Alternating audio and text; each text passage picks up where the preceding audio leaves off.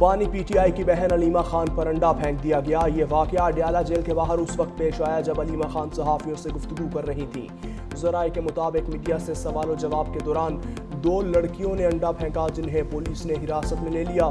انڈا پھینکنے والی خواتین کا تعلق پی ٹی آئی سے نکلا۔ خواتین کے پی سے ہیں اور اڈیالہ میں احتجاج میں شریک تھیں۔ علیمہ خان کے جواب نہ دینے پر انڈا پھینکا۔ علیمہ خان نے کہا، ہمیں پتہ ہے حملہ کس نے کیا ہے۔ Chairman P T I barrister Gohar نے کہا، علیمہ خان پر حملہ انتہائی افسوسناک ہے۔ سٹاک مارکیٹ تاریخ کی بلند ترین سطح پر جا پہنچی۔ 100 انڈیکس نے پہلی بار 1,54,000 کی سطح عبور کر لی۔ 1,426 پوائنٹس کا اضافہ۔ 100 انڈیکس 1,54,168 پوائنٹس پر ٹریڈ۔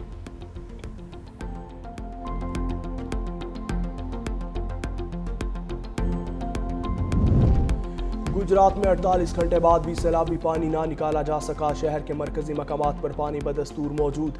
تعلیمی ادارے دوسرے روز بھی بند۔ شہر بھر کے کلینکس اور اسپتالوں میں بھی پانی ڈیرے جما لیے۔ لاکھوں کی ادویات پانی کی نظر۔ مریض اپنا علاج معالجہ کروانے سے قاصر۔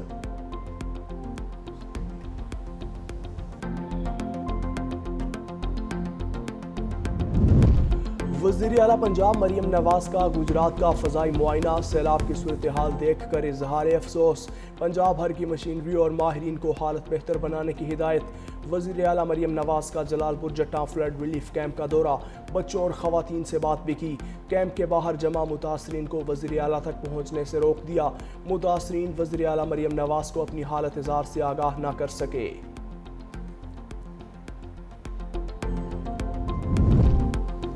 مودی سرکار باز نہ آئی۔ دریائے ستلج میں پھر پانی چھوڑ دیا۔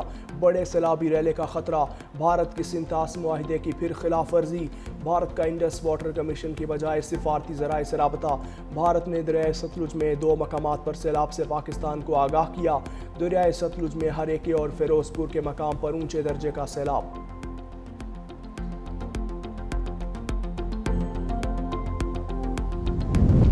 دریائے چناب، ستلج اور راوی کا پانی ہیڈ پنجنت پہنچنا شروع۔ ہیڈ پنجنت پر پانی کا بہاؤ 3 لاکھ کیوسک سے بڑھ گیا۔ احمد پور شرقیہ کے کئی علاقے ڈوب گئے۔ چاچڑا پر 4,31,000 کیوسک کا ریلا۔ 48 گھنٹے میں 809 لاکھ کیوسک کا ریلا گزرے گا۔ علی پور اور رحیم یار خان کے متعدد دیہات متاثر۔ ملتان کے ہیڈ محمد والا پر پانی کا بہاؤ کم ہونا شروع۔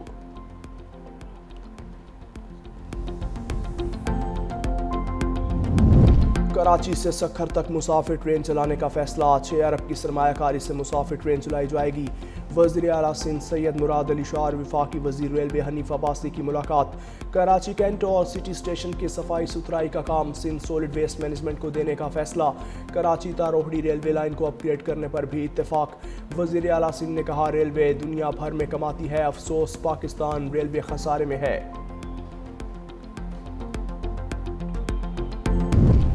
کوہاٹ کے علاقے نادر بانڈہ میں پولیس اور دہشت گردوں میں جھڑپ۔ فائرنگ کے تبادلے میں سب انسپکٹر طاہر نواز اور کانسٹیبل شہید ہو گئے۔ پولیس اور دہشت گردوں میں فائرنگ کا تبادلہ بھی ہوا۔ کوہاٹ پولیس کی بھاری نفری موقع پر پہنچ گئی۔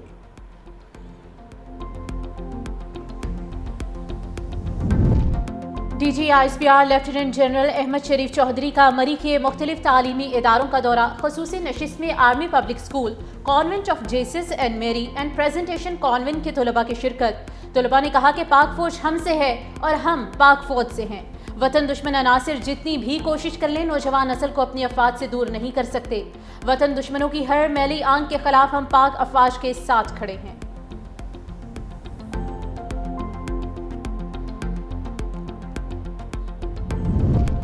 وزیر اعظم اور کابینہ کے خلاف توہین عدالت نوٹس کیس کی سماعت کے لیے 4 رکنی لارجر بینچ تشکیل۔ اسلام آباد ہائی کورٹ میں ڈاکٹر عافیہ صدیقی کی رہائی سے متعلق درخواست کی سماعت 10 ستمبر کو ہوگی۔ لارجر بینچ کی سربراہی جسٹس ارباب محمد طاہر کریں گے۔ جسٹس خادم حسین سومرو، جسٹس اعظم خان اور جسٹس راجہ انعام منہاس بھی بینچ میں شامل ہوں گے۔ توہین عدالت کا نوٹس جاری کرنے والے جسٹس سردار اعجاز اسحاق بینچ میں شامل نہیں۔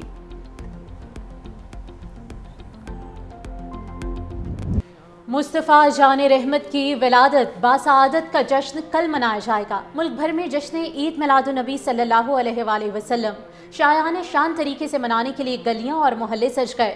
شہر شہر سجاوٹی اشیاء کے سٹالز پر خریداری بھی جاری۔ ہر کوئی جشن عید میلاد النبی منانے کے لیے پرجوش۔ مساجد اور گھروں پر چراغاں، ہر سو درود و سلام کی صدائیں۔ افغانستان ایک بار پھر زلزلے سے لرز اٹھا۔ جنوب مشرقی علاقوں میں 6.2 شدت کا زلزلہ، گہرائی صرف 10 کلومیٹر ریکارڈ۔ 4 دنوں میں 2 زلزلوں سے ہلاکتوں کی تعداد 2400 ہو گئی۔ 3640 سے زائد افراد زخمی۔ کنڑ اور ننگرہار سب سے زیادہ متاثر۔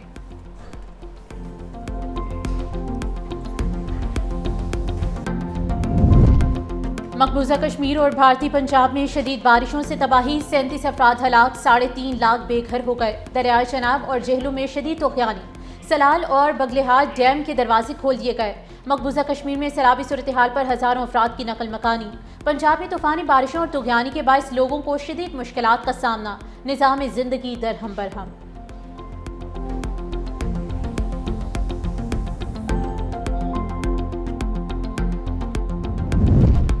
امریکہ مسئلہ فلسطین کے 2 ریاستی حل میں رکاوٹ بن گیا۔ وزیر خارجہ مارکو روبیو کا فلسطین کو ریاست تسلیم کرنے والے ممالک کو انتباہ۔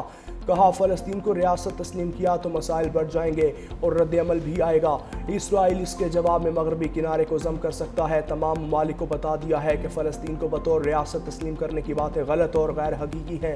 ایسا کرنے سے غزہ میں جنگ بندی حاصل کرنا مزید مشکل ہو جائے گا اور غزہ میں جاری کارروائیوں میں بھی اضافہ ہو سکتا ہے۔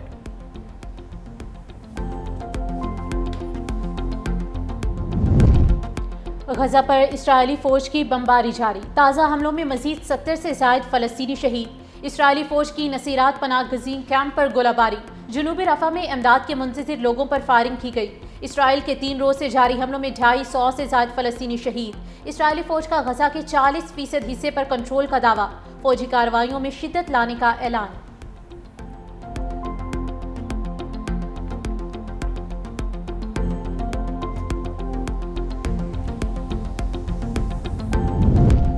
امریکہ اور جاپان کے درمیان تجارتی معاہدہ طے پا گیا۔ امریکی صدر ڈونلڈ ٹرمپ نے ایگزیکٹو آرڈر پر دستخط کر دیے۔ معاہدے کے تحت جاپانی مصنوعات پر 15% بنیادی ٹیکس نافذ کیا جائے گا۔ مخصوص شعبوں کے الگ ضوابط ہوں گے۔ وائٹ ہاؤس کے مطابق گاڑیوں، پرزہ جات، ایروسپیس، دوا ساز پر خصوصی قواعد لاگو ہوں گے۔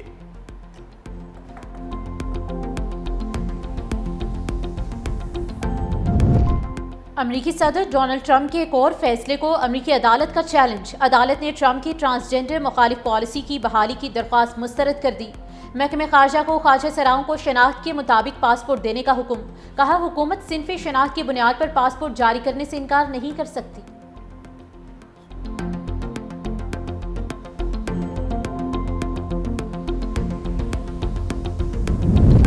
امریکہ کی چین کے ساتھ مخالفت کھل کر سامنے آ گئی۔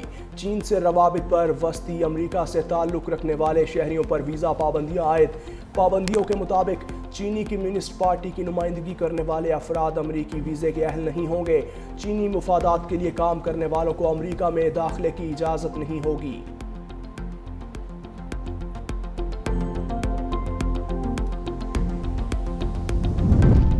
کینسر میں مبتلا سابق امریکی صدر جو بائیڈن کی کامیاب سرجری، جو بائیڈن کی جلد سے کینسر زدہ خلیے نکال دیے گئے۔ سابق امریکی صدر کے ترجمان کے مطابق جو بائیڈن کی صحت بہتر ہو رہی ہے اور وہ مکمل آرام کر رہے ہیں۔ طبی ماہرین کے مطابق سابق امریکی صدر کو اب مزید علاج کی ضرورت نہیں۔